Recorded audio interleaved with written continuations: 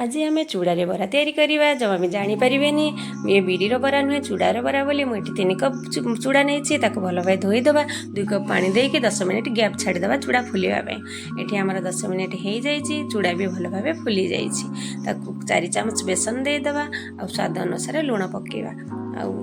भल भाव मिक्स करदे गोटा जीरा किसी दवा कंचा लंका 2टा काटिकी दवा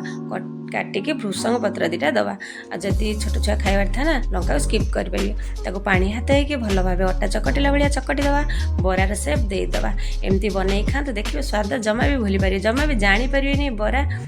चूड़ारे तैयारी ये आम बरा सब तैयारी रखीदे कड़ा बसैवा तेल पकड़ा तेल तातीगले बरार गोटे गोटे पकेवा बरा कि समय हो आसे भल भाव नौटेदेवा बरार कलर देखते केमती पलि आसला पूरा